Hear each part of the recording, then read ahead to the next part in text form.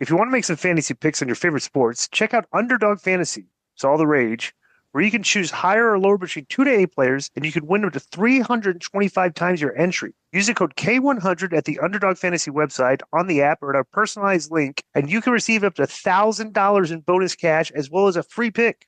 Underdog Fantasy offers a unique approach to fantasy sports, and it's a simple pick 'em style format. You can select players you believe will outperform expectations without the complexities of traditional daily fantasy sports. The user-friendly interface and growing community make it easy and fun to play, plus it's available in over 30 U.S. states. We will share our picks for you every week on K100 Sports. You can follow along or play against us. So use the code K100 at UnderdogFantasy.com on the app or at the link included in the show notes and receive up to $1,000 in bonus cash plus a free pick. UnderdogFantasy.com. It's an underdog thing. All right, next is from Adge the Imbecile. That's how he posts this. Adge the Imbecile Telford. Subject is repost. Oh, that's the guy chat. You buried last week. All right, let's go. Okay, here we go. Oh, no, good. This is going to be heavy. Okay. Quote, attendance, greetings, chaps. Quote, attendance is a key factor comparing success between sports teams and wrestling, unquote. That's a quote you ended with, Mr. Furno. Well, let's do the numbers. The New York Giants averaged 74,000 last season. Wales Rugby has lost 14 tests in a row, sell at every home game. Both stink, so how is that a measuring stick of success? The reason is there's very little chance to watch these teams. They play 8 to 9 home games a year. Equate that to WWE canceling house shows and jacking up ticket prices to make more money. It's hardly brain surgery or rocket surgery. Don't come at me with social media views either. Do you know what constitutes a view? Look it up. Even if you don't follow the subject, even scrolling past it will count as a view. In all likelihood, they pay to have it on every feed. So your 56 gazillion views is fraudulent. It can't be a legitimate measuring stick purely because of that. If you like the product, that's fine. I don't, and my kids who is really aimed at find it dull and boring. We can both be right as Vince can Vince and Ben. Sorry for the long response. I'm sure you and the listeners are bored of this dispute now. As I said, both views can be right, but I appreciate how much you like to win. Former imbecile owner of Disco, Adage and Telford. Let's suspend this guy for a week again. I mean, there's a lot of factually inaccurate things here. Okay, let me talk about the attendance again. All right. And when guys, this is it's very simple. Okay, you're talking about teams that have season ticket holders. Okay, a lot of sports teams have season ticket holders. All right, everybody is showing up when the team is good.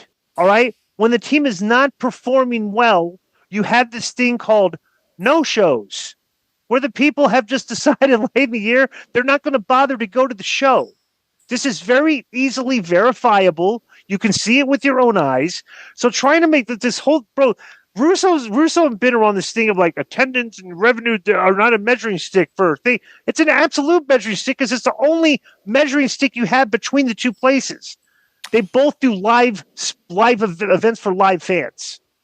Okay, if WWE is selling out their shows and their metrics on social media and television are 5 times the number that AEW is doing, and AEW is having trouble fitting 30% of people into their arenas for their live TVs. This is not rocket science. This is a simplistic formula that unfortunately is very difficult to tell the people that don't like wrestling, that you're trying to explain to them that there are people that do like wrestling. I don't think these people can understand that. These people are saying, well, I think WWE. All right, why? Well, there's a lot of people at those shows, and the crowd is responding. But you're talking about live crowds. These people aren't just going to the show and just sitting there because they're only coming once a year, so we have to go. We're just going to sit there. Bro, everybody's responding. The crowds are loud. They're live. Everybody's doing the Jimmy. You look at the arenas that they're jammed to the rafters. Trying to make an argument that their creative sucks is like a fool's errand. I'm like, you're trying to make me excited, and you come up with some word salad to try and figure out. It's like, dude, your eyes are the telltale factor. WWE is their creative is good enough. I'm not saying it's great, but they're hitting a lot of targets that they hit some bullseyes where they're drawing large attendance to their live shows. Period. You can't argue against that. You can say, well, well, let me tell you why the Charlotte Flair vignette sucked, and let me tell you why the promo sucked. Which is like, well, dude, the only metric you're giving me is your opinion. Your opinion in this big picture is irrelevant because if you're looking at somebody telling you that the product sucks and they're selling out, it's like, all right, this opinion doesn't hold that much water. When the attendance starts going down, then we can say it's okay. Yeah, now it's like, okay, wow, maybe we've been so bad that we have to change stuff. But bro, we have a history of this. About 6-7 years ago, WWE was not doing good. Their live shows were not doing good. Like we have the template, we have all the data, and we have the data with the competing company. It's like I don't like everything at WWE, but like to sit there and say like WWE sucks right now is like stupid. It's like it doesn't suck. They're selling out all their shows. The crowd is like live on all their shows, and like there's a lot of guys over on their shows. Like literally, if there's a person if there's characters on their show, on WWE show right now, that gets a flat response. All right, what percentage of the characters on the show are getting a flat response? How many? 10 to 20% of them? 15%, yeah. 10 to 15%. Okay, so there's some literally like 1 out of the 10 people that come on screen are not over. All right? You're trying to tell me that that the sellouts are not an indicator of their product. That's stupid. I mean, I'm sorry. Like I don't want to sound condescending or use harsh language, but at some point these people have to be called imbeciles. They have to be called idiots. There's data that you can clearly see with your own two eyes. That is just absolutely, you can't argue against your eyesight. So it's like I don't know what these people do. Like AEW is not doing well. Period. Their TV show is like, okay, some people like it, but it's like the numbers aren't that great, and the live attendance is terrible. We're gonna get some emails, DI, about how they did in Australia and the crowd there and stuff. You might find interesting. That's irrelevant. I've always said AEW for 5 years now, we've been talking about this product. They do very well for big events. Yeah, right. Events that are like more important than their weekly television. Mm-hmm. And then that's what I said. They have trouble filling seats in the arenas for their weekly episodic TV. Their big events, they've always done well. They have a passionate fan base that will always gravitate towards the pay-per-views, gravitate towards a big show. That's what their focus is. But they're having trouble maintaining the interest for even their hardcore fans on a weekly basis with weekly TV. And I don't even know how anybody can argue against that simplistic, basic analogy, because that's what the data and the facts I'll show. Did you agree with me, Konnan? Yeah, with what the last part that you said, I do. And the other thing I wanted to say is, bro, if you look at WWE, and of course it matters, attendance, and because the other day I was seeing, I think it might have been Ben Hameen, I'm not sure, so I'm sorry if I'm wrong, had said something like, whoa, they talk about the social media views, right? Like you can pay for that and all this. And I go, all right, are you also paying for the ratings? What are you doing? Is the NFL the biggest bidder? So they're the number one show in the United States now. How many people companies would like to be making the money and have the global footprint that WWE does? Right. Dude, they've been doing this for over 40 years. As a promotion, they're doing an unbelievable job promoting. Which is what that's just what promoting, writing, making stars. Well, that's part of the promotion. Being part of pop culture, bringing the cool from pop culture to your show. They do everything right, bro. I've been to AEW. I've been to WWE. They're not even, one's minor league, one's major league, straight up. I mean, dude, there's if you look at like some of their influencers, and the footprint they have on social media, Logan Paul has got. Joe, look this up. How many YouTube subscribers does Logan Paul have? Okay, and one of their announcers has I think the highest rated show on the ESPN talk shows, the Pat McAfee show. Right. And that's one of their announcers. Yeah, who's great, engaging, charismatic. Dude, what are you guys missing here? They're checking a lot of the boxes to draw fans, which is what they're doing to the point they're selling out the shows. Period. You may not like it. You don't. Okay, I get it. You don't like the content. And the great thing is, they've been around so long, growing up watching WWE, that when they come here, they just over deliver. Right. And I'm speaking from a person telling them that they're doing something right. I can't watch your show from start to finish live. I understand. I cannot watch. I cannot sit on at 5 o'clock. Let me tell you what happened to me. Let me tell you from 5 to 8 and watch this show. I just can't do it. But I can check out the social media thing and see the Logan Paul CM Punk interview segment in full in its entirety. And like that, and maybe another segment. That's enough for me. Two good things I saw this week. And next week we'll see what else they see. Listen to this. Go ahead. So you said you won't watch 3 hours of AEW, bro, or any show, any wrestling show. All right. So Saturday I was in the hospital, so I had no choice. Right. And I watched the Collision. 2 hours. Yeah, we'll get to that when we get to Did you watch a hockey game too? Did you watch a hockey game? Was incredible.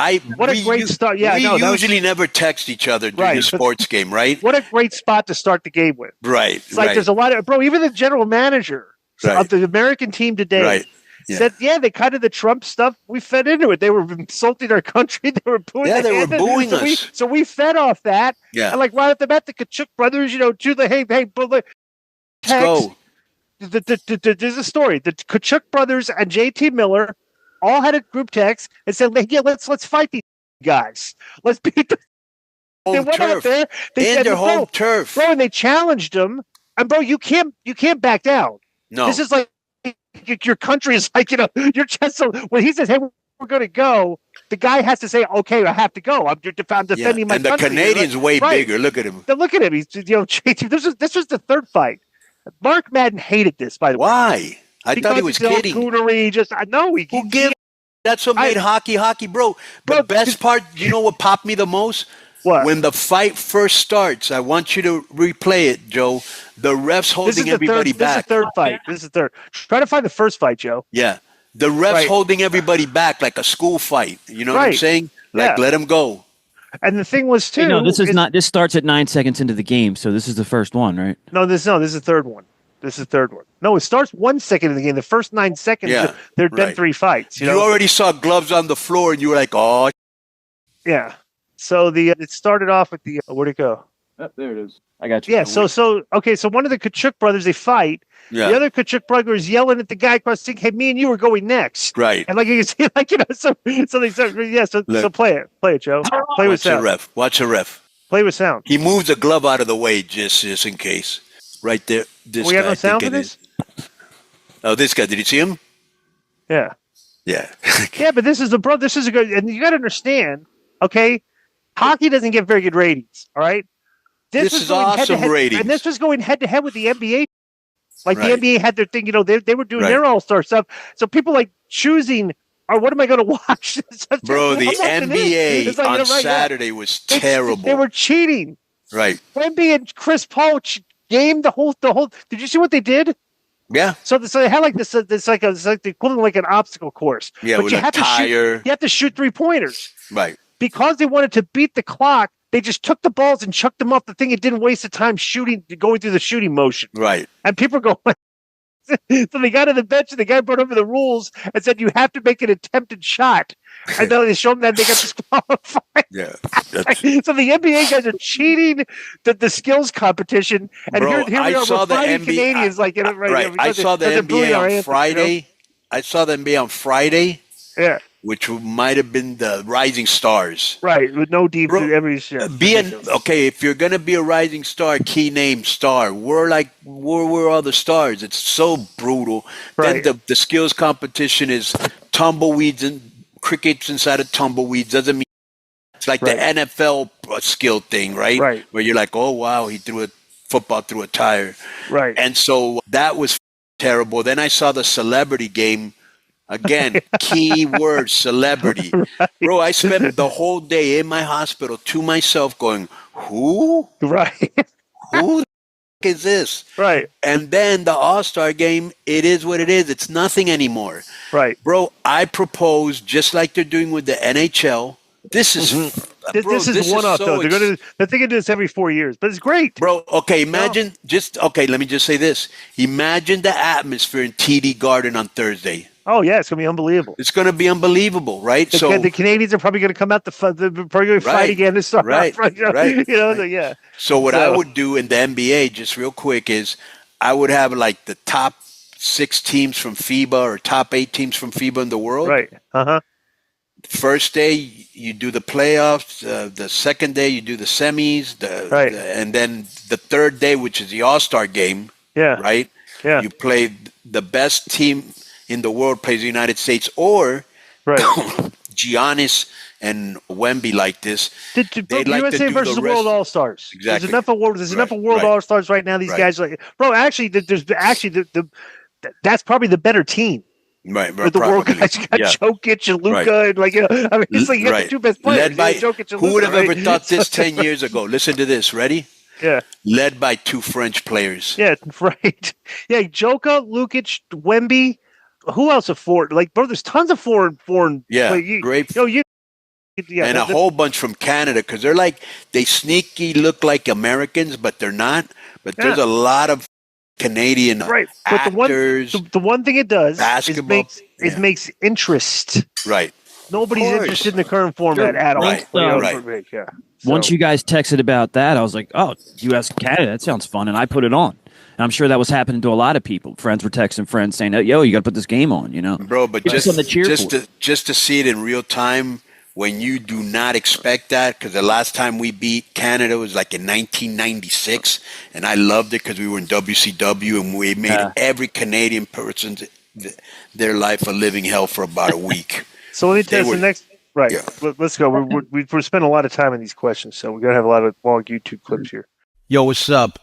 I just want to thank you guys for watching this clip. Don't forget to hit the like button, leave a comment, and subscribe. And join our YouTube membership for hours and hours of exclusive, unedited, uncensored content. And being a member will help you get involved in our upcoming live streams.